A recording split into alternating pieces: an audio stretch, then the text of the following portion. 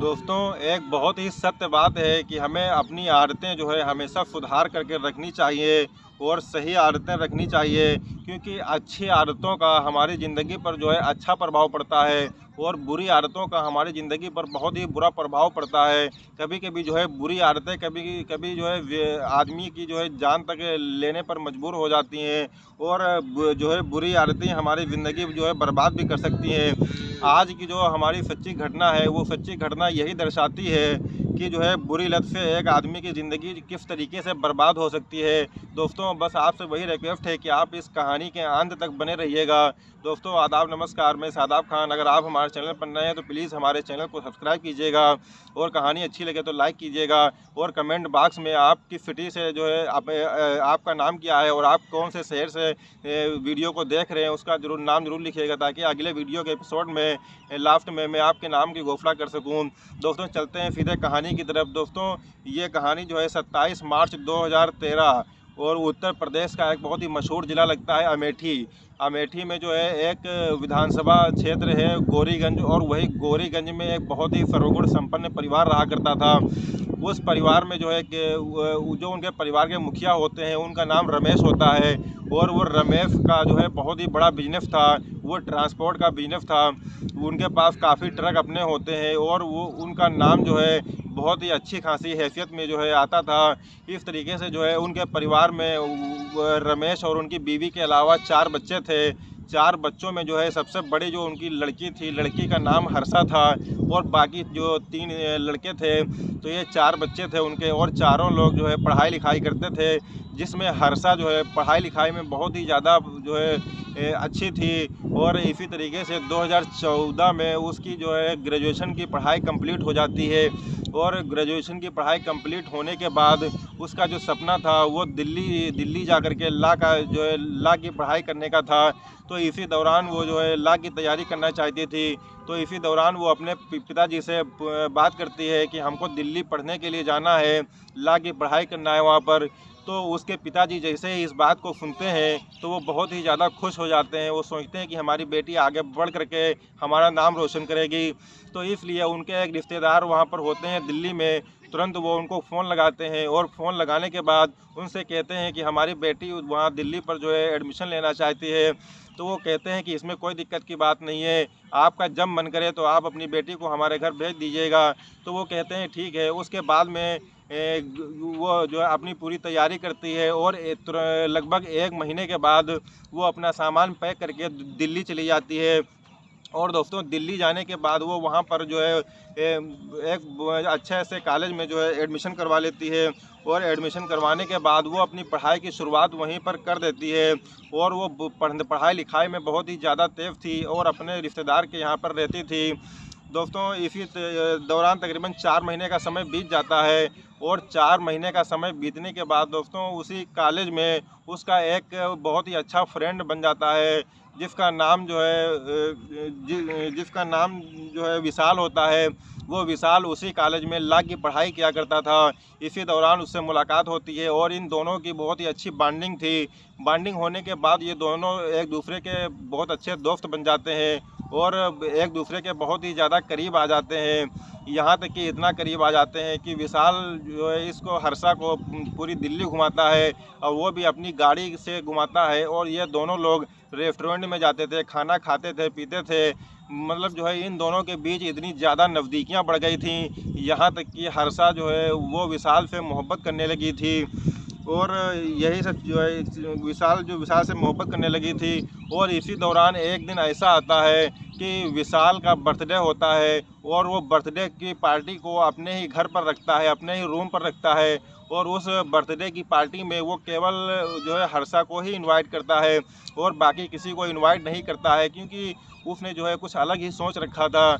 उसके बाद दोस्तों हर्षा उस दिन जो है रात में तकरीबन 11 बजे बहुत ही सज धज कर उसके कमरे पर आती है और कमरे पर आने के बाद वो दोनों लोग मिल करके बर्थडे मनाते हैं और बर्थडे केक को काटते हैं। काटने के बाद उसको खाते पीते हैं और फिर खाना खाते हैं, फिर जो है कुछ ड्रिंक्स वो लोग पीते हैं। इसी दौरान जो विशाल होता है वो ड्रिंक्स में जो है उसके हर्षा की ड्रिंक्स में कुछ ऐसा मिला देता है जिसको हर्षा पीने के बाद वो तुरंत उसके चक्कर से आने लगते हैं। और जब उसको चक्कर आने लगते हैं तो वो जो विशाल होता है, वो विशाल उससे कहता है कि लगता है तुम्हारी तबीयत कुछ ठीक नहीं है, तो इसलिए तुम एक काम करो कि हमारे रूम में जा कर के लेट जाओ। और दोस्तों जब वो जा कर के रूम में उनके बेड पर लेट जाती है, फिर उसके बाद वो कब गहरी नींद में सो जाती है उसको पता ही नहीं चलता है। और विशाल को जब इस बात की तसल्ली हो जाती है कि हर्षा पूरी तरीके से गहरी नींद में सो रही है, क्योंकि उसके इरादे जो है बहुत ही खौफनाक थे, बहुत ही गलत थे, इसलिए वो जो है उसके साथ जो है गलत काम करने की सोचने लगता है। और उसके साथ जो है धीरे धीरे वो हर्षा को आपत्तिजनक स्थिति में जो है ला करके उसके साथ रिलेशन बनाने लगता है। और रात भर में कई बार वो उसके साथ रिलेशन बनाता है। और सुबह तकरीबन 4 बजे के आसपास जब हर्षा की आंख खुलती है, तो वो जब अपने आप को एक आपत्तिजनक स्थिति में पाती है, तो वो विशाल की तरफ देखती है और उससे कहती है कि ये क्या है। तो वो जो है हंसते हुए बोलता है कि हम दोनों एक दूसरे से बहुत ही प्यार करते हैं और ये तो एक ना एक दिन होना ही था। दोस्तों उसके बाद वो बहुत ही ज़्यादा परेशान हो जाती है, यहाँ तक कि वो रोने लगती है क्योंकि उसकी इज्जत लूटी गई थी। और इसके बाद जो है उसको बहुत ही ज़्यादा सदमा लगता है कि हमको तुमसे ऐसी उम्मीद नहीं थी। और वो रोते हुए उसके घर से वो अपने घर जो है चली जाती है। और तभी जो है वो जो है वहाँ पर रोती हुई चली जाती है, क्योंकि जिसके साथ उसने प्यार किया था उससे उसको ऐसी उम्मीद बिल्कुल भी नहीं थी कि वो उसके साथ ऐसा जो है काम करेगा। धीरे धीरे हर्षा को जो है सदमा सा लग जाता है और उसका पढ़ाई लिखाई में बिल्कुल भी मन नहीं लगता है। वो आकर के अपने कमरे में आकर के रोने लगती है और पूरा दिन रोती रहती है। अब ये बात जब घर वालों को पता चलती है तो घर वाले उसको जो है इलाहाबाद बुला लेते हैं। और दोस्तों कुछ ही दिनों के बाद वो हर्षा जो है दिल्ली से इलाहाबाद चली जाती है। और इलाहाबाद में अपने घर पर आने के बाद वो वहाँ पर गुमसुम सी रहती थी। तो उसके पिताजी जब ये सब देखते हैं कि हर्षा थोड़ा बहुत जो है गुमसुम सी रहती है और इसका पढ़ाई लिखाई में बिल्कुल भी जो है मन नहीं लग रहा है, तो वो सोचते हैं कि क्यों ना अब इसकी जो है शादी कर दी जाए। तो वो अपने रिश्तेदारों में और भी कई जगहों पर बातचीत करते हैं कि जो है हमारी लड़की के बारे में कोई अच्छा सा लड़का मिल जाए तो हमें बताना, क्योंकि हमको अपनी बेटी हर्षा की शादी करने हैं। तो वो कहते हैं ठीक है। उसके बाद उसके बहुत सारे रिश्ते आते हैं, लेकिन जो उसके पिताजी होते हैं उनकी समझ में वो रिश्ते नहीं आते हैं। इसी दौरान एक बहुत ही अच्छा रिश्ता जो है रमेश के पास आता है और लड़का जो है सुल्तानपुर ज़िले का रहने वाला होता है, उत्तर प्रदेश के ही सुल्तानपुर ज़िले का रहने वाला होता है। और उसके पिताजी का एक अच्छा खासा पेट्रोल पंप था और उस पेट्रोल पंप को वो लड़का ही संभालता था। और उसका नाम विजय था। वो बहुत ही पढ़ा लिखा था और अच्छा था, नेक था, समझदार था। तो वो ये बात जैसे ही वो सुनते हैं तो वो बहुत ही खुश हो जाते हैं कि उनको एक अच्छा रिश्ता मिल गया है। दोस्तों उसके जो पिताजी थे रमेश जी, वो दूसरे ही दिन वो उसके घर पर जो है जाते हैं रिश्ता लेकर के। और उसके बाद वहाँ पर जैसे ही विजय को देखते हैं और उसके कारोबार को उसके माता पिता से मिलते हैं, तो वो रिश्ता जो है उनको बहुत ही अच्छा लगता है। और कुल मिलाकर के जो है वो हर्षा और विजय का रिश्ता वहाँ से पक्का कर देते हैं। वो पक्का करने के बाद दोस्तों 1 महीने के बाद शुभ मुहूर्त निकाल करके, जो शुभ मुहूर्त निकलता है उसके उसी तारीख पर हर्षा और विजय की शादी जो है बहुत ही हर्षोल्लास के साथ कराई दी जाती है। और हर्षा जो है दुल्हन बन करके वो सुल्तानपुर आ जाती है। अब सुल्तानपुर वो लड़के के घर जैसे ही हर्षा आती है तो उसका वहाँ पर बहुत ही ज़ोरदार तरीके से स्वागत किया जाता है, क्योंकि वो नई नई दुल्हन आई थी। रात हो जाती है, सुहागरात की रस्में जो है पूरी की जाती हैं। उसके बाद हर्षा को कमरे में भेज दिया जाता है और तकरीबन 12:30 बजे के आसपास विजय भी उस कमरे में जाता है और जा कर के हर्षा के बगल में बैठ जाता है और उससे प्यार मोहब्बत भरी बातें करता है। फिर जो है वो प्यार भरी जो है बातें करता है और वो जो है उसको थोड़ी देर तक ये सब जो है चलता रहता है। तभी दोनों एक दूसरे के साथ जो है रिलेशन बनाने की तैयारी करने लगते हैं। तभी विजय जो है अपनी जेब में हाथ डालता है और जेब से फ़ोन निकालता है। फ़ोन निकालने के बाद उसमें अफ्रीकन हबशी लोगों की जो ब्लू फिल्में होती हैं, वो ब्लू फिल्में लगा करके वो अपनी बीवी हर्षा को दिखाने लगता है। वो इस चीज़ से एतराज़ करती है और कहती है कि हमको इस तरीके की वीडियो नहीं देखना है, लेकिन वो उसके ऊपर काफ़ी दबाव डालता है। दबाव डालने के बाद वो उन फिल्मों को देखने लगती है और दोनों लोग उस फिल्मों को देखने लगते हैं। देखने के बाद उनके अंदर थोड़ी सी उत्तेजना सी पैदा होती है और उसके बाद वो दोनों लोग जो है आपस में मिल करके रिलेशन बनाते हैं और इस तरीके से दोस्तों जो है सुबह हो जाती है और जो है सुबह हो जाती है। इसके बाद दोनों की ज़िंदगी की जो है आज ये जो है नई शुरुआत यहीं से हो जाती है। अब आए दिन वो जब भी हर्षा के साथ रिलेशन बनाता था तो पहले वो अफ्रीकन हबशी की जो है वीडियो उसको दिखाता था और उसके बाद वो उसके साथ रिलेशन बनाता था। यहाँ तक कि धीरे धीरे जो है अब हर्षा को वो हबशी फिल्में देखने की जो है इतनी ज़्यादा बुरी लत लग जाती है कि वो उन फिल्मों को बगैर देखे वो रिलेशन बनाती ही नहीं थी। और इसी दौरान एक दिन विजय उससे रिलेशन बना रहा था। रिलेशन बनाने के दौरान ही हर्षा उससे कहती है कि जैसे ये अफ्रीकन लोग रिलेशन बनाते हैं वैसे तुम भी जो है बना लिया करो, लेकिन तुम तो ये सब कुछ कर ही नहीं पाते हो और इसकी वजह से जो है हमको पूरा मज़ा नहीं आता है।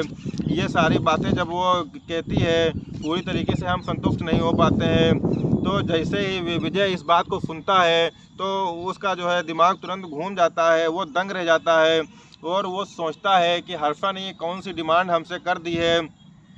और अब जब भी वो हर्षा के साथ रिलेशन बनाता था तो उसकी कोशिश यही होती थी कि हम हर्षा को पूरी तरीके से जो है संतुष्ट कर दें और उसी अफ्रीकन हबशियों की तरह हम इसके साथ रिलेशन बनाएं। लेकिन दोस्तों ऐसा नहीं हो पाता है और वो जो है बहुत ही डिप्रेशन में चला जाता है कि अब ये सब कैसे होगा। दोस्तों इसी तरीके से एक दिन वो बहुत ही ज़्यादा मात्रा में शक्तिवर्धक गोलियां खा करके आता है और अपनी घर खाने पीने के बाद अपने जब बेडरूम में जाता है तो अपनी बीवी हर्षा के साथ वो रिलेशन बनाता है। लेकिन थोड़ी ही देर के बाद जो है वो उसको चक्कर से आने लगते हैं, वो थोड़ा बीमार पड़ जाता है और जैसे ही बीमार पड़ता है तो उसकी बीवी जब हर्षा उसको देखती है तो वो जो है शॉक्ड रह जाती है, परेशान हो जाती है कि आखिर इनको क्या हो गया है। तो वो जो है चिल्लाती है तो घर वालों को जब इस बारे में पता चलता है तो घर वाले उसको उठा करके गाड़ी में डालते हैं और गाड़ी में डालने के बाद उसको एक पड़ोस के हॉस्पिटल में ले जाया जाता है और वहाँ पर डॉक्टर उसका ट्रीटमेंट करते हैं। ट्रीटमेंट करने के बाद डॉक्टर जो है जब उसका ट्रीटमेंट करते हैं तो थोड़ी देर के बाद विजय को आराम मिल जाता है और फिर डॉक्टर आ करके विजय से कहते हैं कि आज के बाद तुम ज़िंदगी में जो है कभी भी शक्तिवर्धक गोलियां मत खाना, क्योंकि तुमने शक्तिवर्धक गोलियों का इतना ज़्यादा ओवरडोज ले लिया था जिसकी वजह से तुम्हें ये सारी दिक्कतें हुई थी। और ये बात जब हर्षा को पता चलती है तो हर्षा जो है अपने आप में शॉक्ड रह जाती है और वो सोचती है कि हमने अपने पति से जो है किस तरीके की ये डिमांड कर दी थी जिसकी वजह से जो है उसकी ज़िंदगी ही दांव पर लग गई थी और वो बहुत ज़्यादा दुखी हो जाती है। और विजय के साथ में उसके बाद जो है दोस्तों जब वो विजय से मिलती है तो विजय से जो है वो सॉरी बोलती है और कहती है मुझे माफ़ कर दीजिए, मुझसे बहुत बड़ी गलती हो गई जो हमने तुमसे इस तरीके की जो है डिमांड की और उस डिमांड के खातिर जो है तुमने अपनी ज़िंदगी को दांव पर लगा दिया और जो है ये सारी चीज़ें होती हैं। उसके बाद जो है वो उसको माफ़ कर देता है और उसी दिन से जो है हर्षा इस बात के लिए कसम खा लेती है कि आज के बाद ये अफ्रीकन हबशियों की फिल्में ना तो हम देखेंगे और ना तो हम इनको देखने देंगे। दोस्तों उसके बाद वो दोनों लोग उन हबशियों की फिल्में जो है कभी नहीं देखते थे और जो है क्योंकि उनकी ज़िंदगी जो है उन फिल्मों की वजह से ख़राब होते होते बची थी, इसलिए उन्होंने उन फिल्मों से बहुत ज़्यादा दूरी बना ली थी।